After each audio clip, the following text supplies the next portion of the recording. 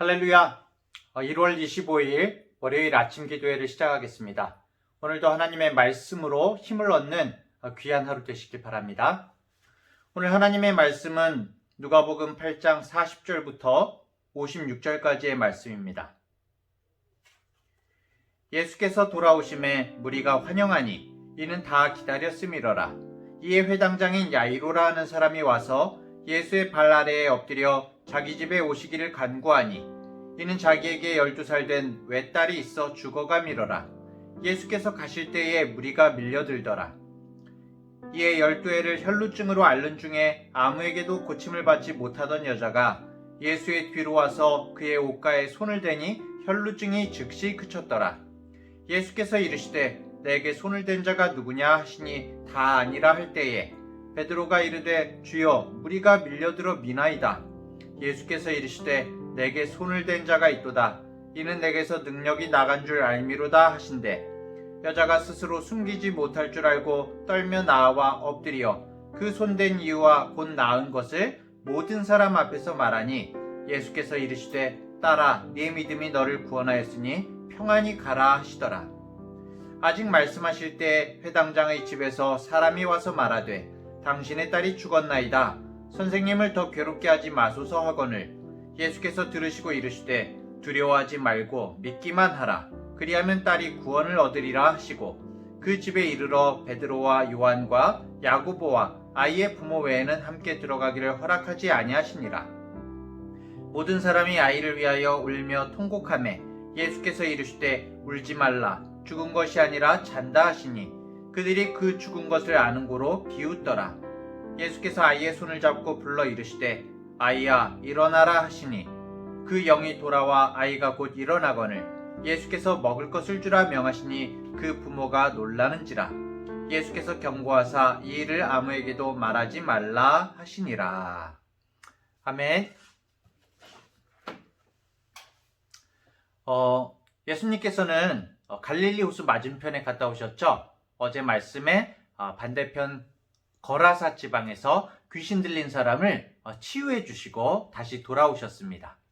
예수님이 다시 유대 갈릴리 지역으로 돌아오셨을 때 많은 무리들이 예수님을 기다리고 있었습니다.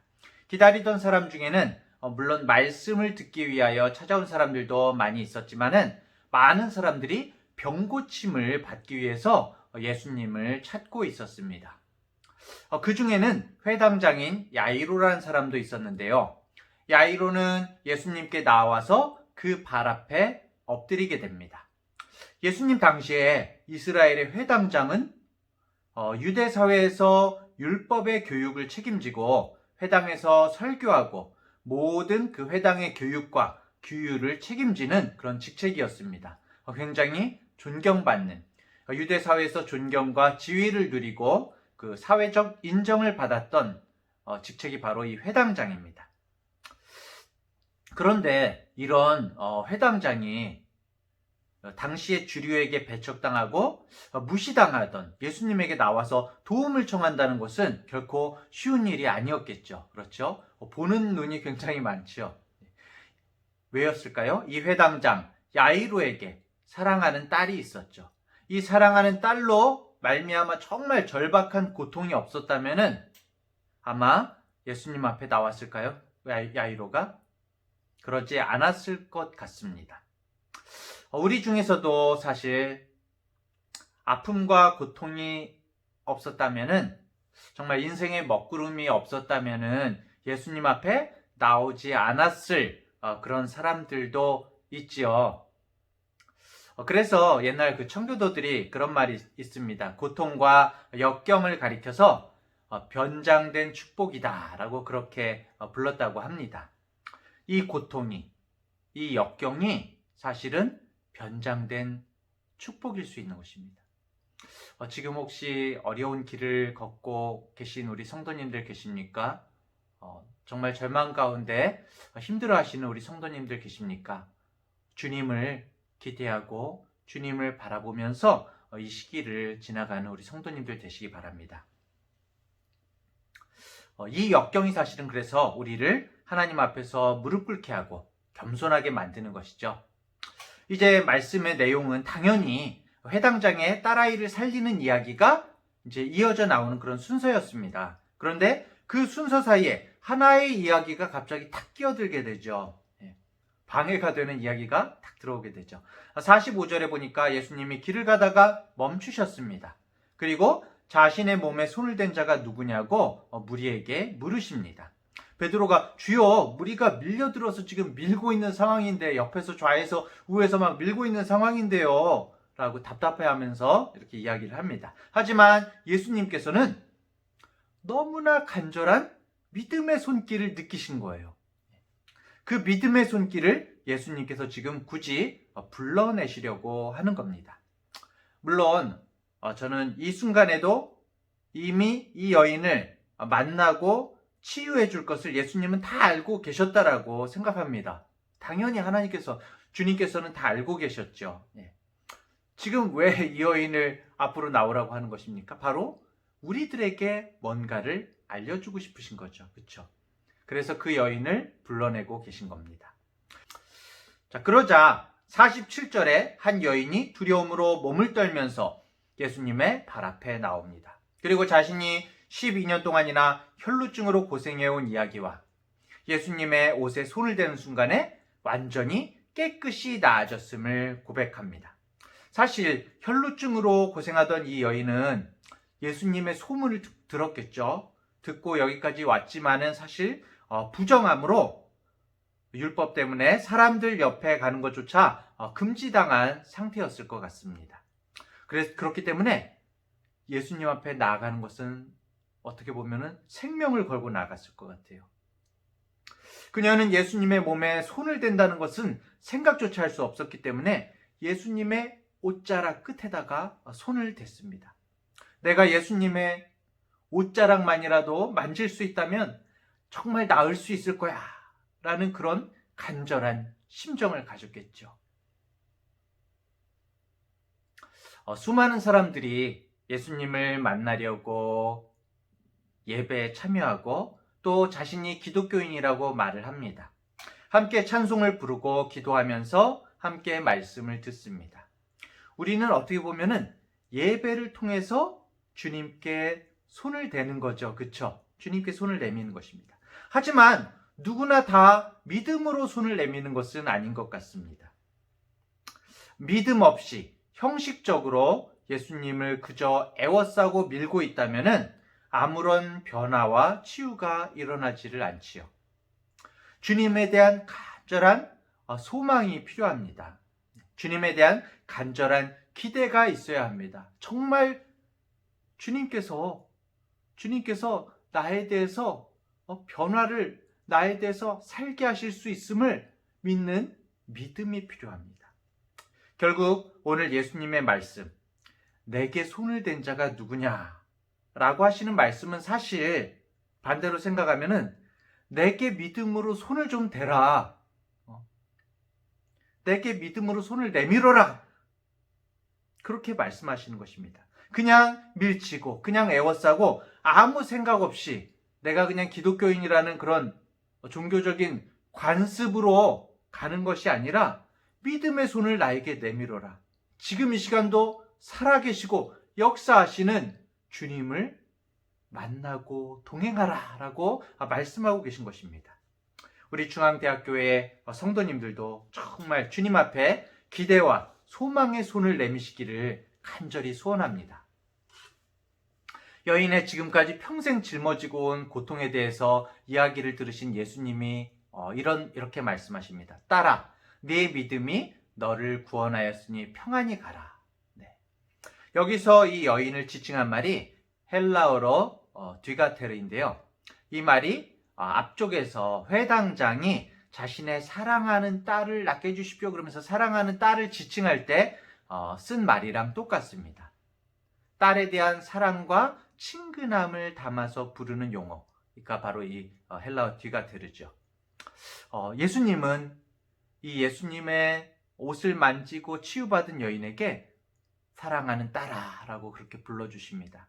예수님에게는 회당장의 소중한 딸이나 아니면 10여 년을 힘들게 정말 육신의 아픔과 사람들의 부정한 것을 바라보는 시선을 느끼면서 그렇게 살았을 이 여인이나 정말 똑같이 뒤가테르인 것이죠. 사랑하는 딸인 겁니다. 자, 이제 회당장의 입장에서 한번 볼까요? 주님께서 나의 요청을 들으시고 내 문제의 현장으로 가주신답니다. 회당장의 입장이죠. 이제 문제는 끝난 거죠. 그렇죠? 주님이 절망의 현장으로 나와 더불어서 가고 계시다면 더 이상 그 절망은 절망이 아니죠. 그런데 주님과 더불어 가는 그 소망의 길에 예기치 않은 일이 발생한 거죠. 12해 동안 혈루증을 앓았던 여인이 끼어들게 된 겁니다. 지금 회당장은 빨리 예수님을 모시고 죽어가는 딸이 있는 집으로 가야 됩니다. 그런데 예수님은 혈루증 여인을 고치고 그녀와 대화를 나누시느라고 아까운 시간을 다 허비하고 계십니다. 이야기는 나중에 좀 하시지. 지금 자신의 딸은 목숨이 완전히 경각에 달렸는데 혈루증 여인은 이미 12년째 병을 앓아온 만성 환자예요. 지금 당장 죽지 않아요. 더군다나 그 여인은 예수님의 옷자락을 만지는 순간에 병이 싹 다 고침을 받았어요. 그런데 다 해결됐잖아요. 그러면 빨리 가셔야 되는데 지금 너무 마음이 급한데 예수님은 굳이 그 여자를 나오라고 찾으시고 또 대화를 하시고 복을 말씀하시면서 시간을 지체하고 계신 것입니다. 우리에게도 이럴 때가 많죠. 그렇죠? 나는 너무 마음이 급합니다. 그래서 주님께 마음을 다해서 간구하죠. 그리고 주님이 내 기도를 들으시고 내 문제에 개입하셔서 뭔가 절망의 끝이 보이고 희망의 시작이 보이는 것 같습니다. 모든 문제가 해결될 것 같습니다. 그런데 갑자기 주님께서 가던 길을 멈추시는 거예요. 모든 것을 스톱하시는 겁니다. 그런 마음이 들지요. 바로 이 순간이 우리에게는 진짜 믿음이 필요한 시간입니다. 주님께 나아가 기도하는 사람들에게 가장 힘든 순간이죠. 더구나 이런 때 들려오는 소식이 뭡니까? 바로 49절 같은 소식이죠. 아직 말씀하실 때 회당장의 집에서 사람이 와서 말하되 당신의 딸이 죽었나이다. 선생님을 더 괴롭게 하지 마소서. 이런 소식이지 않습니까? 마음이 무너지죠. 예수님께서 좀 더 서둘러서 가셔야 했습니다. 회당장의 집은 이미 아이가 죽어서 장례를 준비하고 있습니다. 아이고 참, 곡하는 소리가 이미 들려오고 있죠. 그런데 예수님께서는 50절에 말씀하십니다. 두려워하지 말고 믿기만 해라. 그리하면 딸이 구원을 얻으리라. 이 말씀이 우리 모두에게 하시는 말씀이죠. 주님께서는 아까 혈루병 여인이 가졌던 그 믿음을 이 회당장도 갖기를 원하셨습니다. 주님은 이 최악의 절망 속에서도 믿음을 말씀하십니다. 두려워 말고 믿기만 해라. 이 주님의 말씀은 우리가 생각할 때는 다 끝난 거잖아요. 인간의 상황 종료는 그런데 하나님에게는 해당되지 않는 것이죠. 하나님에게는 새로운 시작이 될 수도 있다는 것입니다. 모든 사람에게 죽음은 끝인데요. 사람은 한번 죽으면 돌아올 수가 없잖아요. 그런데 예수님에게는 끝이 아니죠. 회당장 야이로가 예수님의 발 앞에 엎드렸을 때 예수님은 그의 믿음을 보셨습니다. 그리고 야이로에게 예수님은 계속되는 믿음을 촉구하시는 것입니다. 두려워하지 말고 믿기만 하라. 그리하면 딸이 구원을 얻으리라. 사실 주님께서 이 말씀을 안 하셨다면은 야이로는 포기했을지도 모를 것 같아요. 이 한마디의 위로와 격려의 말씀이 없었다면 야이로는 그 자리에 주저앉아서 모든 것을 포기하고 말았을 것입니다. 주님의 말씀이 없었다면 처음 주님 앞에 엎드렸을 때의 믿음은 완전히 사라져버렸을 것이고 예수님과 동행을 포기했을지도 모르겠습니다. 하지만 주님의 이 말씀은 야이로의 믿음을 더욱 굳건하게 했고 예수님이 그저 치유하시는 분이실 뿐만 아니라 생명의 주인이심을 믿게 했던 것이죠. 우리에게 펼쳐지는 절망적인 상황 속에서 주님은 지금도 계속해서 주님을 의지하도록 우리에게 말씀하십니다. 주님의 말씀은 주저앉을 것 같은 우리의 무릎에 힘을 주고 두려움을 이기게 하시고 또 울며 통곡하는 소리 가운데 소망을 품게 하시고 비웃는 사방의 비웃는 웃음소리에서도 끝까지 주님과 동행하도록 하시는 거죠. 우리가 포기하지 않고 믿음을 유지할 수 있는 것은 바로 우리를 향한 주님의 말씀이 있기 때문입니다. 주님의 말씀에 다 함께 귀 기울이십시다. 주님은 지금도 우리에게 두려워하지 말고 믿기만 하라고 말씀하시면서 우리와 동행하고 계신 것이죠. 자, 결국은 일이 어떻게 됩니까? 예수님은 마치 자고 있는 아이를 깨우는 것처럼 죽었던 아이를 죽음에서 깨우시죠. 예수님은 혈루병 여인을 통해서 가시던 걸음을 일부러 지체하셨습니다. 세상에 우연은 없죠. 회당장으로 하여금 딸의 죽음을 듣게 하시는 엄청난 믿음의 시련을 겪게 하셨습니다. 우리도 이런 경우들이 있죠. 바로 우리가 생각할 수 있는 그 어떤 은혜보다도 더 큰 은혜를 우리에게 주시기 위해서 주님께서는 우리에게 이런 일들을 허용하시고 우리에게 여러 가지 일들이 일어나게 하십니다. 그래서 때때로 응답의 정말 진행을 멈추시고 믿음의 시련을 허락하시기도 합니다. 그 시련을 통해서 예전에 우리가 정말 상상하지도 못한 하나님의 세계가 있다는 것을, 과거에는 우리가 꿈도 꾸지 못했던 하나님의 능력이 있다는 것을 우리에게 깨닫게 하십니다. 그렇습니다. 우리도 믿음의 길을 가다가 시련을 당할 수가 있습니다. 이제 상황 끝이라는 생각과 더불어서 좌절되고 원망이 터져나올 때가 있을 것입니다. 그런 길을 지금 걷고 계시는 우리 성도님들 혹시 계십니까? 내가 기도하는 대로 주님이 응답하지 않으실 때, 바로 그때 주님을 더 신뢰하십시오. 반드시 주님의 영광을 보게 될 것입니다. 하나님은 지금도 가시던 길을 멈추어서 우리를 위기의 순간으로 밀어 넣으시곤 합니다. 주님이 사랑하시는 백성들에게는 반드시 믿음의 시련이 있습니다. 내 뜻과 다른 하나님의 인도가 나를 실망하게 하는 그런 일들이 있습니다. 바로 그때 이것이 나를 더 튼튼하게 만들고 정금같이 나오게 하시기 위한 믿음의 시련이구나 라는 그런 믿음을 가지고 주님의 말씀에 귀 기울이고 끝까지 믿음으로 나아가시기 바랍니다. 누가 내 옷을 만졌느냐? 앞만 보고 정말 바삐 달리기만 하는 우리들 인생에 주님께서는 이 질문을 던지시면서 우리들을 돌려 세우십니다. 제발 좀 믿음으로 손을 대라고 외치십니다. 초대하십니다. 주님께서는 우리들 가운데 진정 믿음으로 주님을 만지는 사람들을 찾고 계십니다. 또 회당장의 딸의 죽음은 주님 앞에서는 끝이 아닌 새로운 시작이었음을 우리가 기억하고 오늘도 모든 절망의 순간에도 포기하지 않고 주님만 바라보며 나아가는 우리 복된 성도님들 되시기를 간절히 축원합니다. 기도하겠습니다. 주님, 어떤 수모를 당할지도 모르는 가운데에도 믿음으로 주님의 옷자락을 건드렸던 여인을 생각합니다.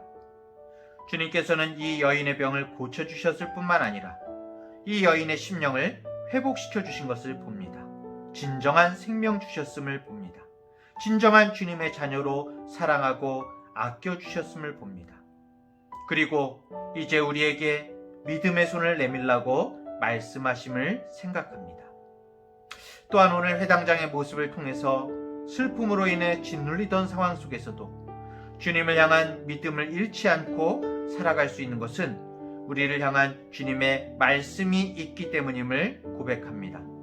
내 계획대로 되지 않고 기도가 응답되지 않아도 두려워 주저앉지 말고 주님의 약속을 믿고 가게 하여 주시옵소서. 오늘 하루도 주님 앞에서 전능하신 주님을 바라보며 기대하며 주님으로 인한 소망을 가지고 믿음으로 살기를 원합니다. 성령께서 붙들어 주시옵소서. 우리와 동행하여 주시옵소서. 거룩하신 예수님의 이름으로 기도합니다. 아멘.